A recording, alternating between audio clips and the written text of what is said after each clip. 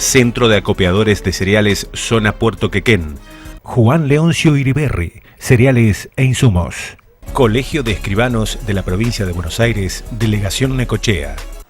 Usina Salud. Comunicate al 42 5715 o al 42 1887. Ingresá también a www.usinasalud.com.ar. Terminal Quequén, Sociedad Anónima. Almacenando fuerza y trabajo en comunidad con el campo. Cámara Comercial e Industrial Necochea. Cooperativa Agropecuaria General Necochea Limitada de Consumo, Seguros, Cereales e Insumos. Unión de Trabajadores de Entidades Deportivas y Civiles, UTEDIC. ACA, Asociación de Cooperativas Argentinas. Colegio de Abogados de Necochea, en defensa del ejercicio ético de la profesión.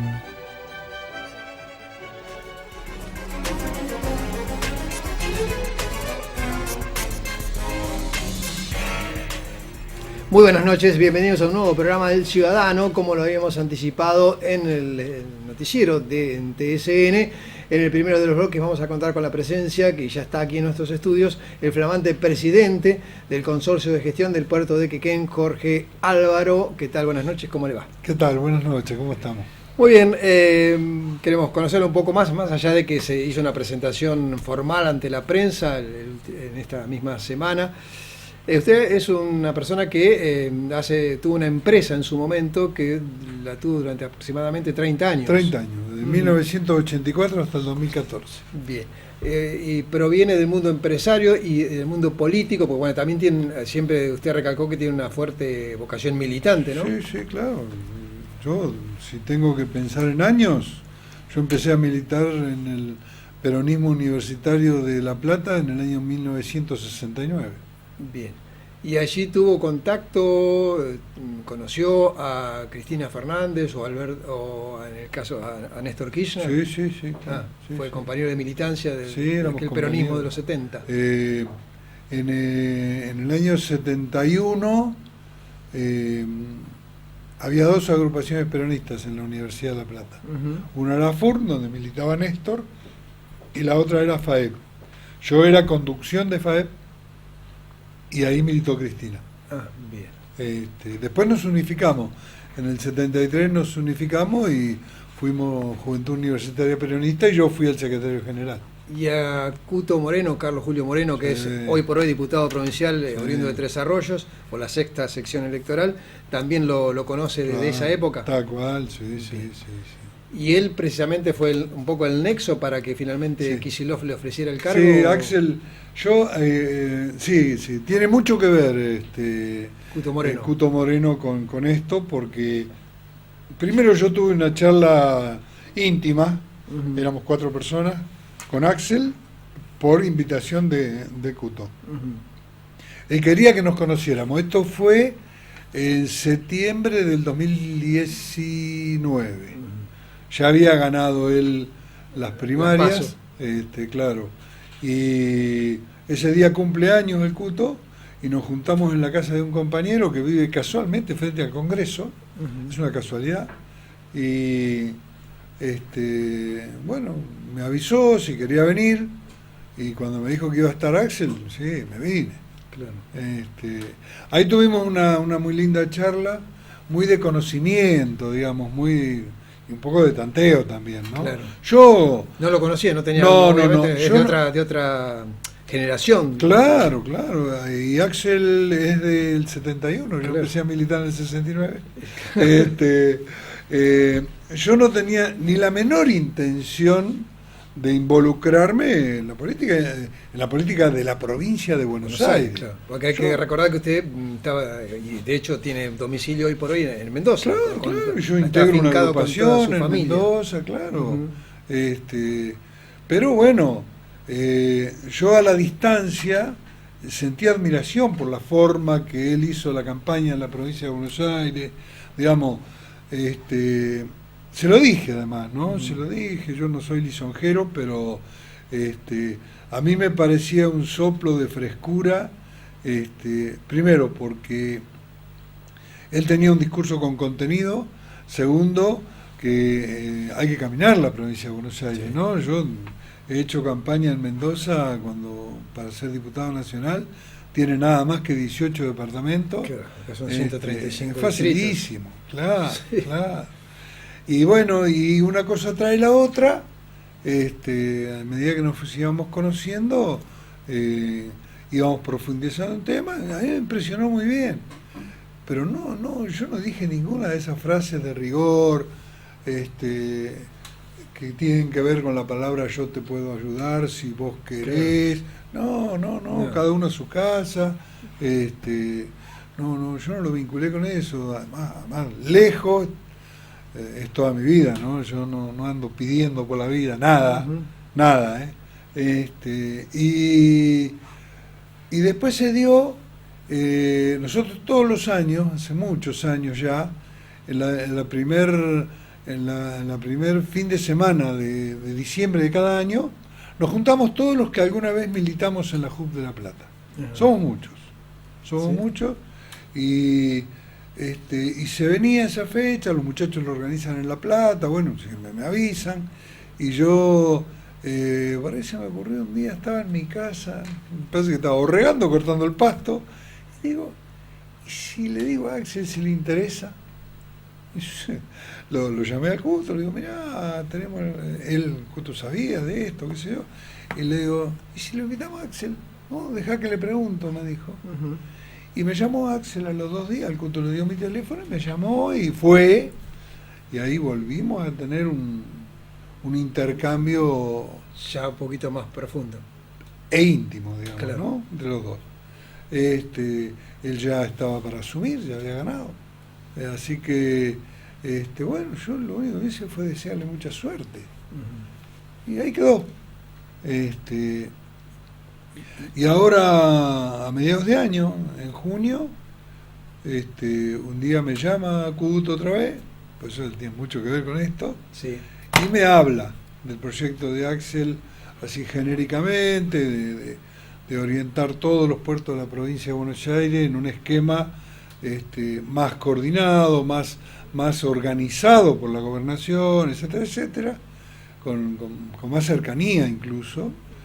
Y me dice, y le falta uno para el puerto de Quequén. Yo hasta ahí, bueno, digo, me está contando algo. Claro. Me dice, yo le dije que podés ser vos. Dale, no me preguntaste nada.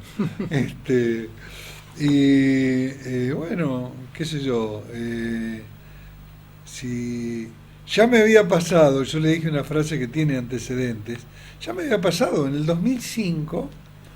Un día me llamó a las 8:30 de la mañana el Cuto y me dice, ¿qué tenés que hacer el jueves? Era un martes. Y me dice, ¿no querés venir a Buenos Aires? Néstor te quiere ver, el presidente. Claro. Y ahí cambió mi vida, digamos. Ahí cambió mi vida. Ahí fue para acepté, luego me ofreció la candidatura. Derivó en ser candidato y luego elegido diputado. No salí electo en esa elección. No salió. Porque yo le dije que no me conocía a nadie. Claro. A mí en Mendoza, en la política de Mendoza, en el peronismo de Mendoza, ya mis últimos contactos había sido con gente que se había ido a Buenos Aires en la época del menemismo. A mí no me conocía nadie en la provincia de Mendoza. Sí, ya en el 2007 seguramente. Porque en el 2007 votado. Sí entré. Claro. Hasta el 2011 fue legislador. Claro, por Mendoza. Por Mendoza, sí. Y bueno, y ahora le dije, otra vez me vas a cambiar la vida. Claro. Sí. Y bueno, dice, la última oportunidad que tenemos. Y la verdad que sí, es verdad. Es verdad. Bien. Uno que siempre, bueno, no monólogo. Álvaro, usted dijo una frase que para algunos cae muy bien porque habla de su sinceridad y para otros dice, ¿cómo va a decir eso? Que no conoce nada de puertos. Bueno, está bien. Yo le voy a contestar con una frase de Perón. Perón, creo que es en la película Actualización Doctrinaria para la Toma del Poder o la del Trasvasamiento General, una película del 71, la que filmó Pino Solana. Perón tiene una frase que la usábamos mucho en el chicaneo universitario, que dice más o menos, un ignorante puede aprender, sí, claro, un bruto no aprende jamás. Y él lo adornaba, el nombre que tiene esas dos frases es el burro del mariscal de Sajonia, que hizo 25 campañas y no aprendió nada de estrategia. Bueno, yo tengo una historia de vida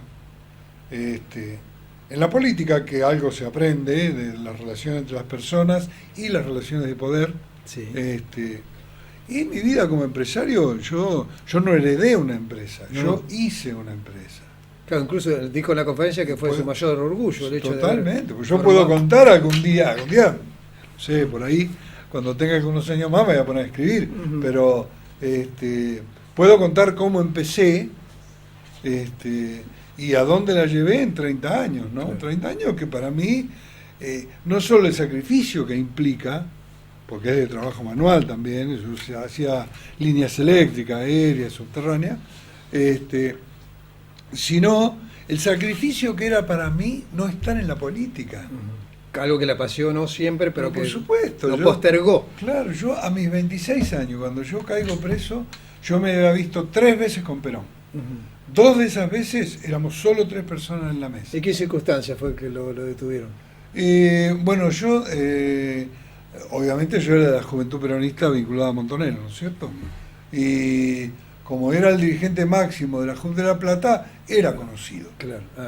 Y en la calle, no sé si usted conoce La Plata, en la calle... Sí, pero no bien los números de la calle. Números 10 y 60, no me olvido más. Iba con otro compañero caminando y se nos tiraron 2 Falcon verdes así, son armas largas. Creíamos que eran las 3A, honestamente. Claro. Yo creía que ahí se acababa mi vida. Después me pasó varias veces, estando preso, también lo pensé un par de veces más, pero bueno, y me metieron preso, me pusieron a disposición del Poder Ejecutivo y quedé adentro hasta principios del año 83. ¿Desde qué año? 74. 12 de noviembre del 74 y me terminaron dando la libertad. Tuve 6 meses con vigilada. Fue una semana antes de las elecciones de Alfonsín, no me acuerdo cuándo. Recién ahí recuperó la Ahí recuperé la libertad. Yo tuve todo el estado de sitio de la Argentina estuve preso. Sí. Así que fue una de las víctimas en ese sentido del accionar de la dictadura. Sí, claro. Sí. Bien. No sabía, dijo que había estado preso, pero no el otro día, pero bueno, no. Obviamente no sabe quién lo está escuchando. Lo vinculábamos con la política, obviamente. Claro. Así que bien.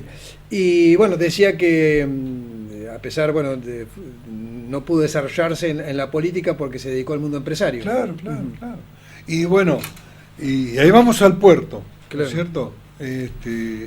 Además tengo la comodidad, a mí me abastecieron de mucha información. Estudié mucho yo antes de venir a Necochea.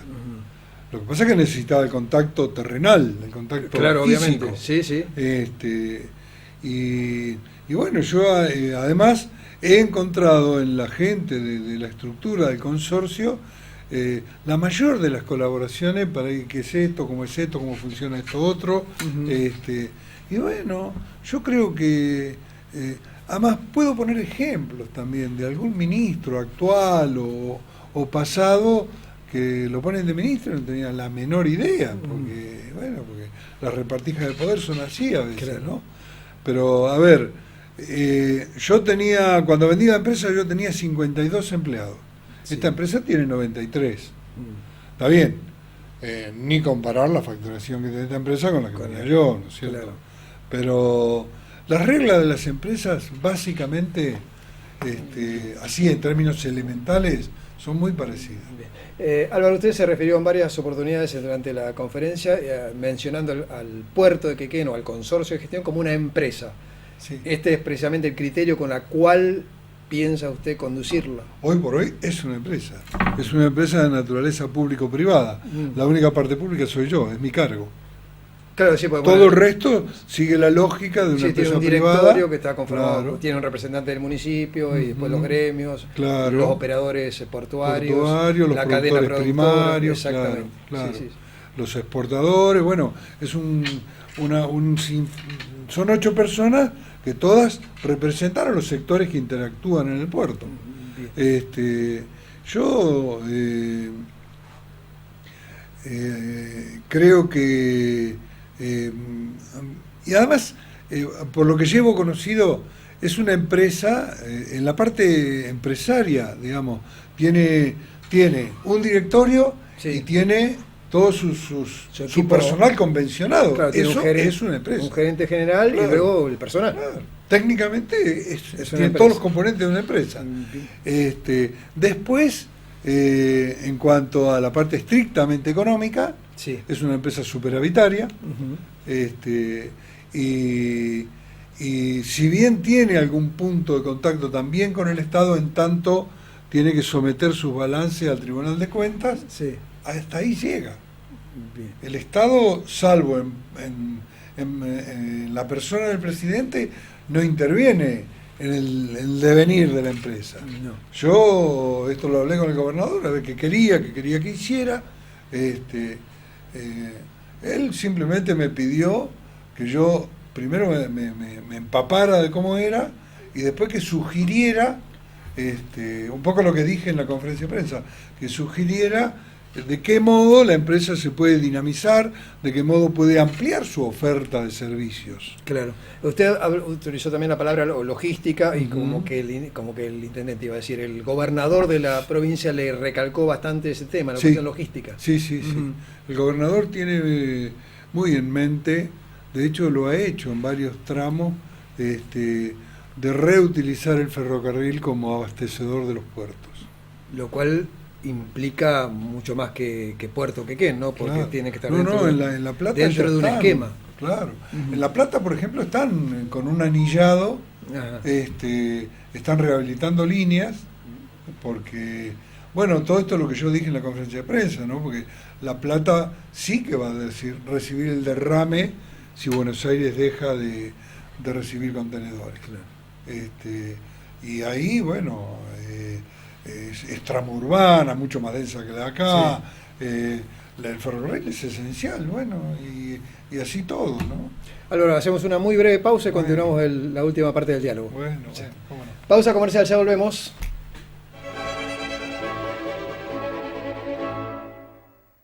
Cámara Comercial e Industrial Necochea. Asesoramiento jurídico, impositivo, contable y laboral, bolsa de trabajo y una serie de servicios para beneficio de sus asociados y de la comunidad necochense en general.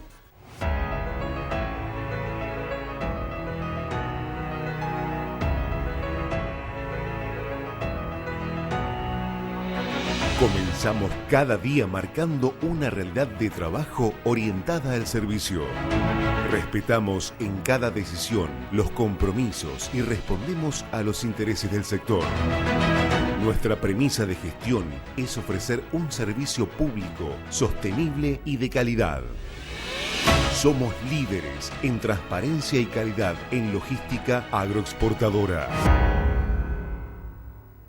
Unión de Trabajadores de Entidades Deportivas y Civiles, UTEDIC, Secretaria General Jorgelina del Mazo. Calle 66, 3178, teléfono 52 6840.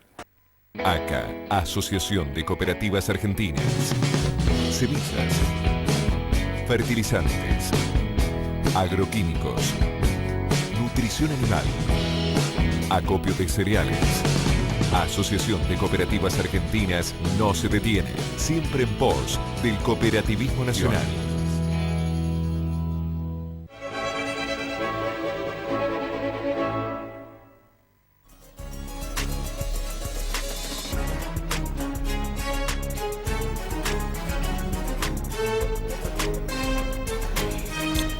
Continuamos con Jorge Álvaro Flamante, presidente del Consorcio de Gestión del Puerto de Quequén. Se habló, usted lo señaló, que se enmarca su presencia y su actuación dentro de un modelo de desarrollo que es lo que usted plantea. ¿Cuál es ese modelo de desarrollo que le planteó Kicillof y que usted quiere ser un engranaje de ese modelo? Sí. ¿Cuál es ese modelo de desarrollo? Axel me planteó de que nosotros como país primero vamos a seguir creciendo como exportador de materias primas. Bien. Y eso implica no solo que va a crecer la producción granaria, sino que va a tener un fuerte impacto de carne. Recordemos, hace poco también se habló del tema de la propuesta de los chinos con los cerdos. Sí. Y además, en estos días en la legislatura de Buenos Aires se está tratando la ley de cannabis y la mirada es que sea un producto de exportación nuestro. Entonces, si sumamos, ¿hoy qué somos? Hoy somos graneleros, digamos. Fundamentalmente, sí. Estoy pensando en Argentina y estoy pensando en Quequén. En Quequén, en ambas, sí. Y esto que digo yo no es para adentro, para el futuro genérico. Los plazos son muy cortos. Muy cortos. ¿Y de qué tiempo estamos hablando? Mediano plazo, 5, 6 años. Entonces, la obsesión de él es tener la infraestructura que acompañe. La infraestructura no puede ir fabricándose o construyéndose a medida que van incrementándose nuestros saldos exportables. No, tiene que estar previa. Porque, bueno, si hablamos de ingeniería, lo puedo desarrollar. Claro. Pero bueno, un poco eso es lo que él me planteó, y que bueno, que no es solo de un puerto. Él mira cómo se complementan los puertos de la provincia de Buenos Aires. Sí. Y tiene razón, o sea, los puertos exportadores y Buenos Aires queda como un puerto para cruceros. Los puertos exportadores son todos los que están de Dock Sur para abajo, que no son tantos. No. Y cree que efectivamente, porque se habló de los contenedores, ¿qué debe hacerse para que previamente, porque no se va a comercializar con contenedores de un día para el otro, ¿no? Claro. ¿Qué le hace falta al puerto de Quequén? ¿Qué tendría que suceder en la economía? ¿De qué manera se va dando ese yo lo que proceso? Imagino, no se precisó tanto en las conversaciones, lo que yo imagino es donde se desarrollan los contenedores, donde se mueven los contenedores, es un ida y vuelta. Si un contenedor que llega, se va. Hoy creo que se van vacío o casi, ¿no es cierto? Pero se va. Entonces, y eso es hoy puntualmente en un puerto, etcétera. Si en los puertos de la provincia de Buenos Aires, que se acerca, están más en línea con el centro del país, y por lo tanto con el sur y con el noroeste del país, de pronto, si uno utiliza inteligentemente la infraestructura que tenemos, va a ser más rentable de estos puertos que incluso del Puerto de la Plata. ¿Por qué? Porque tenemos la infraestructura disponible. No cruzar de acá al centro del país por ferrocarril se puede, y por rutas también. Entonces eso va a permitir un va y viene de los contenedores. Estamos hablando estrictamente de contenedores. Exacto, ¿no? Sí. También podríamos hablar de que la carne de cerdo refrigerada que salga para China va a salir en contenedores refrigerados. Claro. Bueno, es una ida y vuelta. ¿Quién puede ser una alternativa? Pero claro que sí. Bueno, ahí está donde hay que mejorar la oferta, como dicen en el lenguaje los economistas. Bueno, tener espacio, tener superficie y tener la infraestructura de movimiento de contenedores. Usted también se refirió a que el país necesita dólares, claro. Evidentemente no los tenemos, hacen falta más, y son precisamente los puertos ámbitos donde se generan. En ese sentido, ¿cómo define a los puertos bonaerenses? Bueno, un poco lo dije cuando dije que son la salida a ultramar, ¿no es cierto? Por una cuestión obvia. Sí. Geográfica, están ahí. Los 4 o 5 están en toda la panza de la provincia de Buenos Aires. Entonces, son la salida obligada a todo nuestro negocio ultramarino. Y el negocio ultramarino, es decir, nuestras exportaciones, lo que nosotros le vendemos al mundo, va a salir por estos puertos. Y todo es un tráfico que se hace hoy por hoy en dólar. ¿Cierto? Por lo menos en moneda fuerte, porque los chinos ahora están haciendo convenios individuales con países para negociar en las monedas nacionales. A lo mejor se da de ese modo, pero nosotros necesitamos divisas fuertes. Sí, señor. ¿No es cierto? Porque, y más todavía si crecemos. Si tomamos un ritmo de crecimiento como país, demandamos más dólares todavía. Por último, lo que tiene que ver estrictamente con el puerto, cuando se le preguntó las prioridades o en qué había pensado, usted señaló el hecho de la expansión del puerto y en tal sentido la necesidad de modificar, de trasladar, de correr los cables de alta tensión que existen ahí junto, paralelos al puente, expuente, un puente que se destruyó en 1980 que se llamó Puente Escurra. Claro. Precisamente el puerto puede expandirse para el interior, porque también hay puertos en el mundo que se expanden hacia mar afuera. Lo que me explicaron la gente técnica del consorcio tiene que ver más bien en generarle espacio a un crucero. Bien. Porque la altura de los cables, las fases más bajas de esas líneas no permitirían que un crucero pueda pasar por ahí. Ni siquiera pasaría, sino que se estacionaría ahí en ese lugar. Y esas líneas, la potencia... Mañana tengo una reunión con las autoridades de la cooperativa de eléctrica de Necochea, y vamos a hablar, seguro que vamos a hablar del tema, porque yo quiero saber bien qué tensión. Si yo sé qué tensión exacta tiene, ya sé qué radio de seguridad necesita.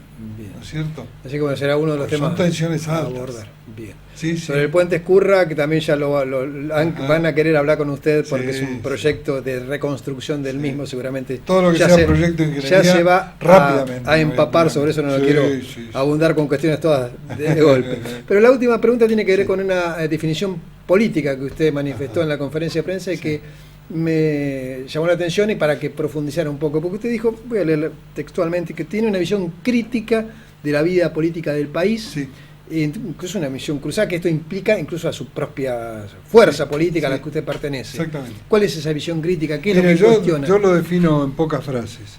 Desde hace mucho tiempo se llega a los cargos importantes que determinan el destino de la sociedad, pensando primero en llegar al cargo y después ver qué voy a hacer. Eso yo lo he comprobado de cerca. Tengo un gobernador en Mendoza, el ejemplo de un gobernador en Mendoza que reciente, ¿no? De muy poco tiempo atrás, que llegó a ser gobernador por un partido político, obviamente, y terminó, allá los periodos son de 4 años y no tienen reelección, y cuando terminó todo su gabinete eran sus compañeros del secundario. O sea, ¿dónde está el partido político? ¿Para qué le sirvió? Nada más que de catapulta. Claro. Si lo miramos desde un punto de vista clásico, el partido político se supone que concentra ideas similares y que a medida que se va acercando su posibilidad de ser poder, va definiendo además elementales programas de acción desde el gobierno. Y formar gente también. Eso no existe. Yo a lo mejor soy un nostálgico, a lo mejor usted reivindica, añoro el decir voy para allá, pero yo sé a qué voy para allá. Porque yo tengo otra contraria, absolutamente la opuesta, ¿no? El que llega a un cargo, hoy creo que lo dije en un reportaje radial a esto, el que llega a un cargo y se la pasa, no hago excepciones con esto, que se la pasa reclamando, quejándose de su antecesor o sus antecesores. Yo creo que no se dan cuenta, porque un funcionario se expone públicamente, como en mi caso, yo calculo que hay mucha gente detrás de las cámaras, y no me olvido que hay mucha gente, y que la gente ni siquiera tiene mis ideas, ni siquiera tiene la misma información política que tengo yo. Entonces uno tiene que ser muy prudente, ¿no es cierto?, a la hora de decir la culpa. Entonces, si el del otro lado tiene todo el derecho del mundo, decís, ¿para qué te metiste entonces?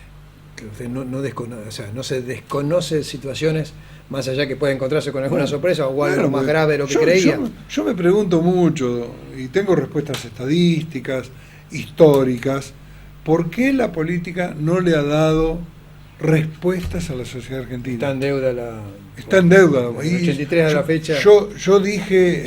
Yo particularmente reivindico la actividad política. Sí, yo también. Y creo que la política la tienen que hacer los políticos, porque había en el momento un discurso antipolítico con el cual no coincido, pero reconozco que la actividad política está en deuda con la ciudadanía. Y yo lo dije estadísticamente, lo leí en un documento reciente de Matías Culfas, que dice, Entre 1945 y 1975, Sí. la República Argentina creció a un promedio de 2,21 anual.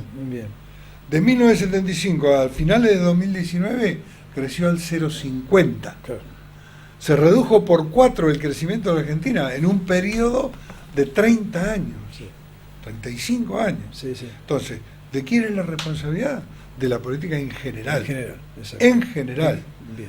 Bueno, yo no puedo, mi mensaje no puede ser tomado como antipolítico, porque atrás No, está todo lo que he hecho en mi vida, ¿no es Claro. cierto? Y yo además, discúlpeme, termino con esto, ¿Cómo no? Sí, sí. yo además siempre pensé que no se puede eternizar uno en lo que se llama, en los cargos de la política, porque pierde todo sentido, pierde toda cercanía con la gente común, y después lo que habla son puras abstracciones. Y bueno, también ahí está mi vida para demostrarlo, ¿no es cierto? Bueno, así. Así que Álvaro, muchísimas gracias por esta primera invitación al programa. Seguramente en otra oportunidad nos encontraremos ya con temas más estrictamente portuarios y Bueno, ya teniendo ¿cómo no? más experiencia aquí en el ¿Cómo puerto no? de Quequén. ¿Eh? ¿Cómo Muchísimas no? gracias. Bueno, por favor, le agradezco. Y mucha suerte. Yo. Mucha suerte en su Bueno, gestión. muchas gracias. Agradezco de todo corazón. No, muy bien, así hacemos una muy breve pausa tras escuchar a Jorge Álvaro, el flamante presidente del ente portuario de Quequén. Pausa, ya volvemos y vamos a recordar un boom que trascendió el deporte, que fue la campaña de Rivadavia en básquetbol en 1985, precisamente con uno participante activo como dirigente y como técnico, y otro que era muy juvenil en aquel momento. Ya los van a tener aquí en minutos nada más.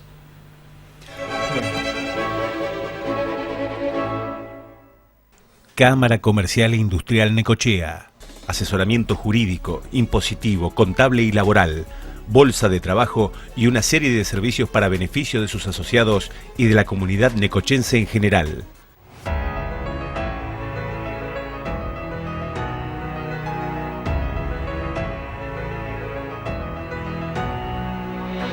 Comenzamos cada día marcando una realidad de trabajo orientada al servicio.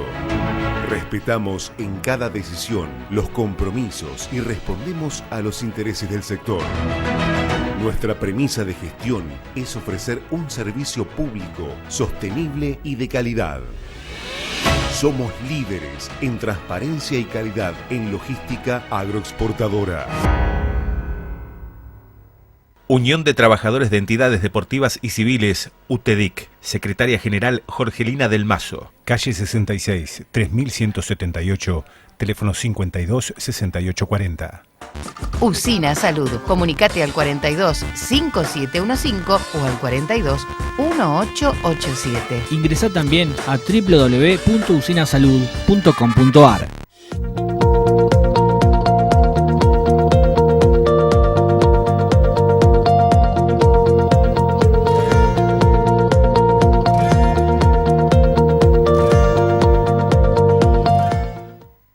Centro de Acopiadores de Cereales Zona Puerto Quequén, contribuyendo a la renta nacional, provincial y local, apostando siempre al trabajo y al mejor servicio.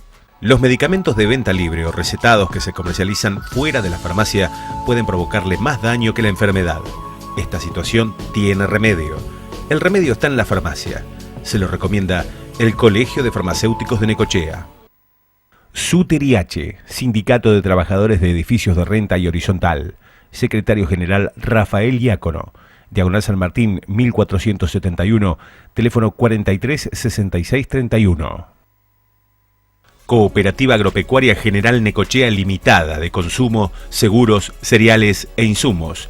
Desde siempre al servicio del productor agropecuario. ACA, Asociación de Cooperativas Argentinas. Semillas, fertilizantes, agroquímicos, nutrición animal, acopio de cereales. Asociación de Cooperativas Argentinas no se detiene, siempre en pos del cooperativismo nacional.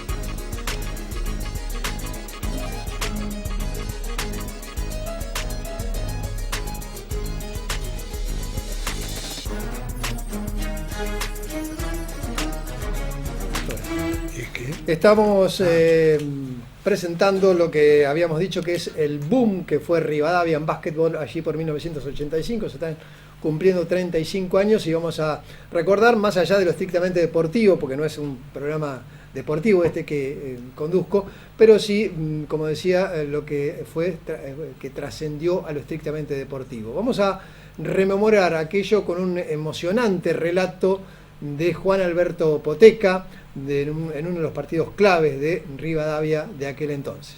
Atención amigos de Canal 4 y Panorama Deportivo. Está perdiendo Rivadavia por un punto. Restan 4 segundos. Otra vez es para Rivadavia. Restan 2 segundos. Se equivocó allí Cray. Se equivocó Cray. Restan 2 segundos.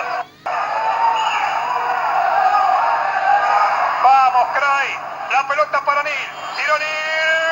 Triple, triple, triple, triple, triple, triple, triple, triple, triple, triple, triple, espectacular. Triple, triple de Rivadavia. Ganó Rivadavia. Ganó Rivadavia. Corto para Cardíaco. Bueno, uno de los momentos más emocionantes de aquella campaña de Rivadavia seguramente. Hoy tenemos aquí a José Ignacio de Lizazo, que fue directivo de Rivadavia y luego entrenador también de parte del periodo, y Fernando Bertelsen, que era muy juvenil, Fernando en aquel momento, que tenía 17 años. Bien. Bueno, en principio, Fernando, ¿qué sentís cuando ves este relato y estas imágenes de ese momento? Nada, un nudo en el estómago. Ajá. Y Polo, sí. Soy rivadaviense y lo siento como si lo estuviera viendo hoy. En aquel momento. Claro. Sí. Vos decías, tenías 17 años, formabas parte de Yo ahí me estaba mirando, o sea, teníamos el buzo de la grifa. Ajá. Amarillo. Cuando Nil hace el triple, soy uno primero que sale corriendo, como loco. Lo agarré del cuello. Bien. Bueno, y Polo, ¿en qué contexto, cómo surgió la idea para que Rivadavia participara de la Liga Nacional? ¿Cómo surgió? Mirá, Hugo, medio de casualidad. Ajá. O sea, la inquietud fue de Rivadavia. Había cambiado una comisión directiva, entraron unos muchachos jóvenes con ganas de hacer cosas en el club bajo la presidencia de Quito Arano.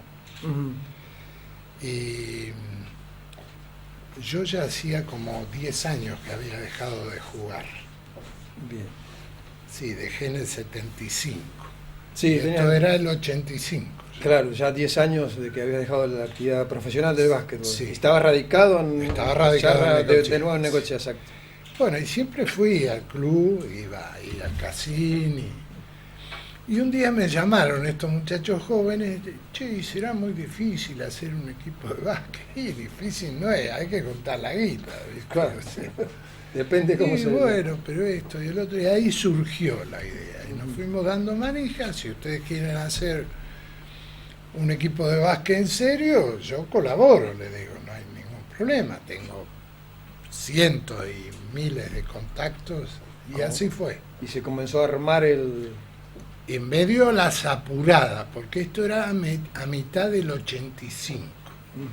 La liga había empezado en el año 84, con pocos equipos, que se llama la Liga de Transición. Bien. Entonces esto estábamos a mitad de año, en julio, y ya para agosto había que jugar. Y lo hicimos demasiado rápido y bueno, dentro de todo salió bien. Y la ventaja que tuvimos, que en aquella época se podía incorporar extranjeros desde la primera etapa, que después no se pudo hacer. Claro. Entonces trajimos jugadores de jerarquía que fueron un poco los que enloquecieron acá en Necochea, porque no se había visto básquet de ese nivel. Eran buenos. Claro, Neil Robinson, como por ejemplo, que fue la máxima figura, bueno, Leroy Moreno también, que tenía esa característica de bajar la pelota, encestarla de esa manera. De volcarla, no me salía la palabra. Sí. Bueno, ¿cómo se produjo el contacto para poder contratarlos? Robinson había jugado acá en Pacífico. De Bahía. y había sido goleador de esa liga de transición, primera. Bien. Nosotros contratamos al Leroy Moreno por intermedio de un agente. No hablaba, a pesar del apellido Moreno, sí, no hablaba una sola palabra de español, era un yankee. Sí. Y trajimos otro muchacho, Michael Scott, hermano de Willie Scott, que también jugó acá en el año 89, un jugador muy reconocido en Bahía Blanca, jugó muchos años allá, sobre todo en Estudiantes, pero también jugó en Olimpo. Yo hablé con Willy y me recomendó al hermano. Y lo trajimos. Cuando llegó acá era bastante bajo, no era el jugador que necesitábamos. Así que bueno, tuvimos que decirle que nos habíamos equivocado y dada la premura del caso, yo me había enterado que Robinson Pacífico lo quería vender. Le digo, mira, no demos demasiada vuelta, vamos a Bahía, encarémoslo, vamos a asegurarnos, y así. Y lo convencieron. Entonces Leroy Moreno conformó.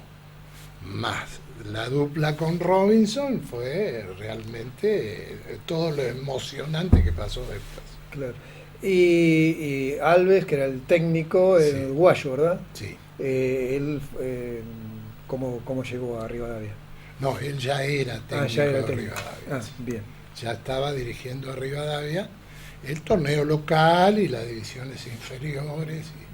Aparte de los dos americanos, trajimos también otros jugadores, ¿no? Sí. Ramón Priore, Martínez de Bahía, Burkhardt de Coronel Suárez. Lo fuimos a buscar a Tato Rossi, que era un necochense que se había ido a Bahía Blanca, en fin. Trajimos una serie de jugadores, más los chicos que estaban, entre ellos Bertesen, que estaban dentro del plantel de Rivadavia, claro, a nivel local. Y Fernando, vos siendo un chico así de 17 años, ¿cómo veías todo lo que iba sucediendo, este fenómeno? O sea, obviamente esto no había sucedido, en Necochea nunca había sucedido que tuvieran el estadio repleto de esa manera, con esos espectáculos, con esa emoción, con ese nivel de básquet además, más allá del espectáculo. Sí, para nosotros era todo nuevo, era toda una novedad.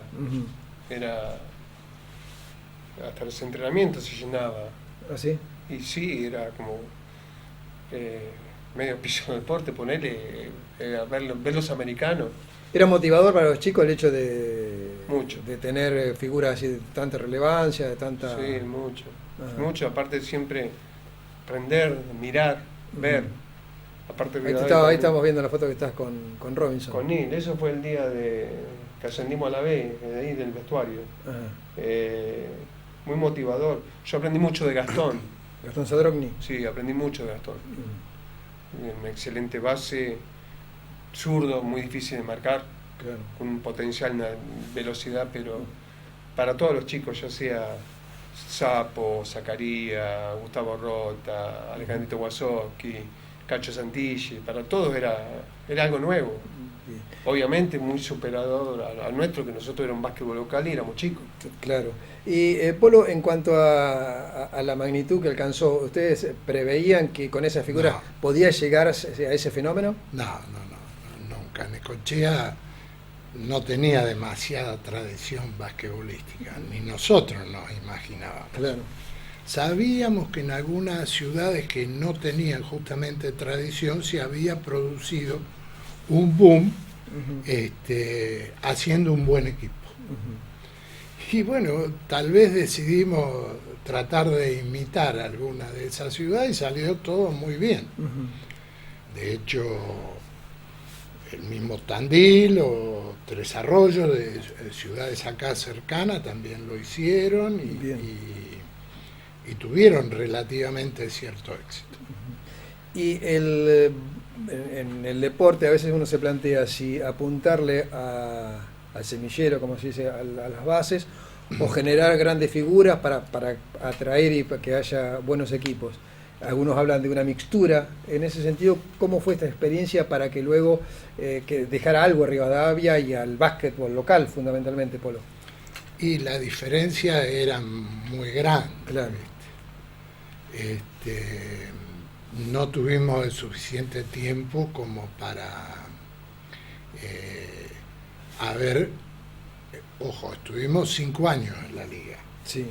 Algunos jugadores buenos salieron de ahí, alguna camada que ya a nivel zonal, acá le jugábamos de igual a igual a Mar del Plata, le ganábamos a Olavarría, que son conocidos como los hijos de la liga, ¿no?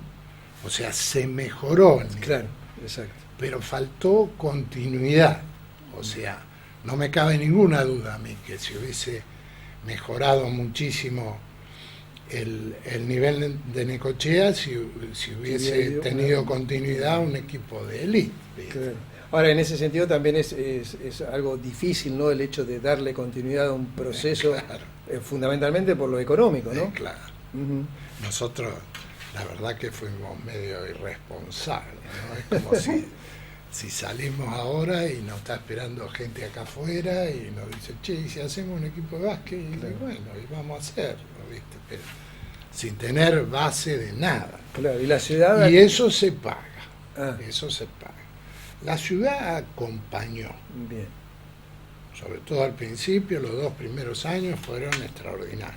85, 86, de gente en la cancha reventada. Y después fue paulatinamente aflojando, decreciendo, sí. Y bueno, y quedaban los más elitistas, digamos, y siempre te van a exigir un buen equipo, y un buen equipo cuesta plata, sí. y ¿de dónde sacamos la plata? Exacto. Así que en medio que se va formando una carrera así, y lamentablemente no solo pasó con el básquet, también con otros deportes. Con el voleibol también, años después. Con el voleibol con otro fenómeno que se dio, sí. Con el fútbol, con la estación Quequén también. Sí. Por eso hablaba más allá de lo estrictamente deportivo, lo institucional, cómo cuesta. Medio una aventura. Sí, bueno, había dirigentes de estación Quequén que no querían participar, de hecho. Yo estuve en la reunión. ¿Ah, sí? Sí. Que eran... Yo apoyaba, viste, que participara estación, pero muchachos, tomen estos recaudos. Claro, ¿no? Exacto, Tampoco lo pueden mandar al frente porque si no más, porque después hay que hacerse responsable y por ahí ponerla.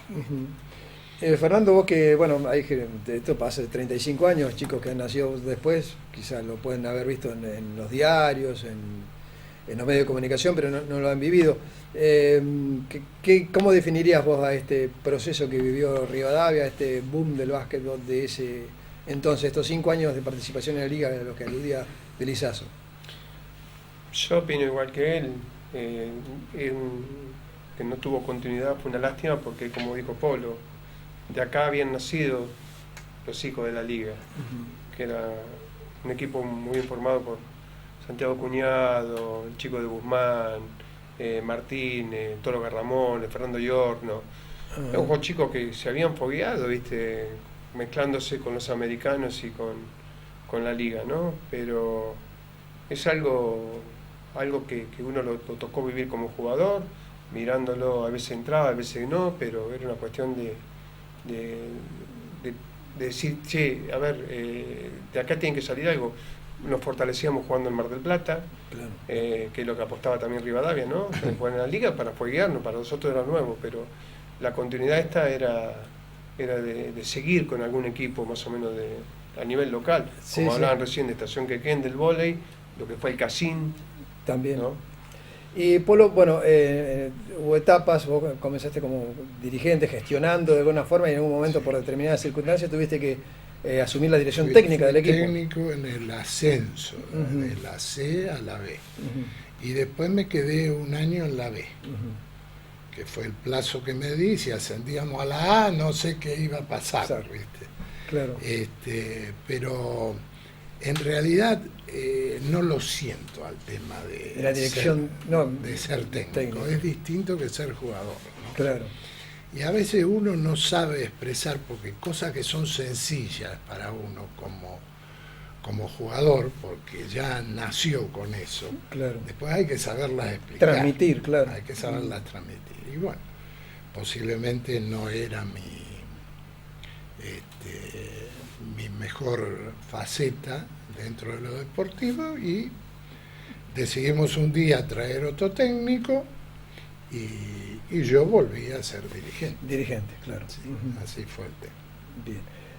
Claro, no es lo mismo. Por eso a veces alguien puede no haber sido un extraordinario jugador, pero sí puede ser un excelente técnico. En general, los buenos técnicos no han sido grandes. No han sido grandes jugadores. Claro. Se enojan, si le decís eso. ¿Ah, sí? Sí. Ajá. Che, vos sos un gran técnico, pero como jugador eras un perro. Se enojan, que Dios claro. No, porque vos no me viste, porque yo de cadete jugaba. Sí, pero después de cadete hay que superar y hay que poner la bandeja y meterse entre los grandotes y qué sé yo, y no lo superaste nunca. Claro. Bueno, hoy por hoy tienen el auge de la NBA surgió después, ¿verdad?, de todo este fenómeno. Sí. Hoy por hoy los chicos tienen otro espejo quizá más internacional, sí, que lo que tenían en ese momento, ¿no? Sí. Sí. Eso es una ayuda para el nivel.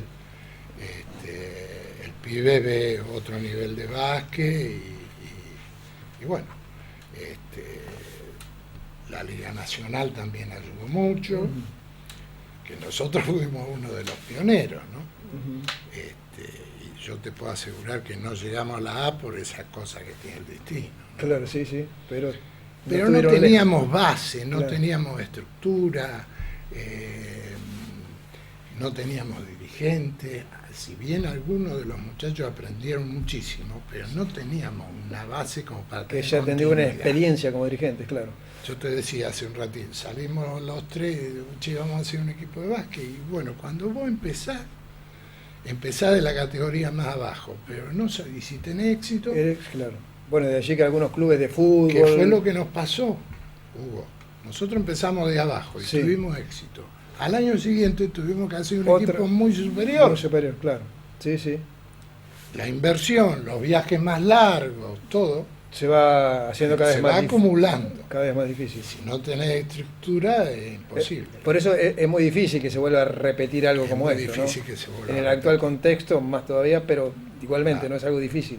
Más teniendo la experiencia, porque si vos ganás y llegás a ser campeón o ascender, la gente te va a acompañar, pero si estás en la mitad de la tabla no te acompaña nadie. Y no, es así, lo conocés bien, Polo, bueno, así como lo ven a Polo de Lizazo, que es una leyenda viva del básquet, se lo digo personalmente, y que ha obtenido, tengo aquí anotado, pero la cantidad de campeonatos provinciales, 10, sí, con Bahía Blanca, y después ganaste provinciales representando precisamente, campeonatos nacionales representando a la provincia de Buenos Aires. Sí. Integró también la Selección Nacional de Básquetbol. Toda información para los más jóvenes, porque bueno, todos los que somos más grandes sabemos quién es Polo Dizazo, quién es Fernando Bertelsen, pero no los más jóvenes que por allí no toman trascendencia de la figura que tenemos aquí en Necochea, que bueno, sí es reconocido mucho en Bahía Blanca, donde formaste un trío con Lito Fruet y Alberto Pedro Cabrera, que quedó en la historia del básquet. Así es.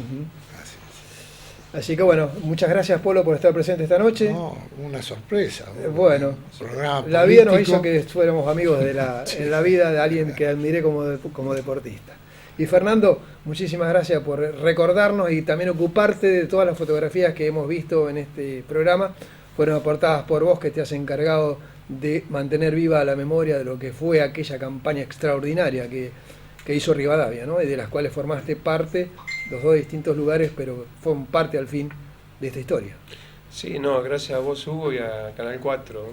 Y desde ya, para cerrar, siempre de chiquito guardé todas las fotografías que iban saliendo, ¿no? Ajá. Y nada, hay veces para preguntar y que te dicen, ¿qué sentía estar al lado de Robinson? Claro. Y es inexplicable lo que era estar a ese tipo jugando o entrenando. Claro. Pero gracias a Dios pude guardar todo el archivo, me tocó vivirlo. Bueno. Sí, no, es importante que haya gente que no se olvide. Que no se olvide, exactamente. Y hasta el mismo club me parece que se ha olvidado. Claro, así de muchas cosas. De muchas cosas que han sucedido, que bueno, son parte de la historia del deporte y como decía yo, creo que trascendió porque fue un fenómeno de masificación de un deporte que por ahí no era tan popular y que lo fue a partir de cierta relevancia. 700 personas metíamos, ¿sí? En piso de deporte. Bien. Y el día que ascendimos a la A con Deportivo Madryn fue terrible. Muchas gracias, Fernando, gracias Polo por esta presencia aquí esta noche. De esta manera, con un poco de deporte, pero que tiene que ver con la vida también, por supuesto, comunitaria de Necochea, nos despedimos. Nos reencontramos el próximo miércoles, como siempre, a partir de las 21. Muchas gracias, hasta entonces.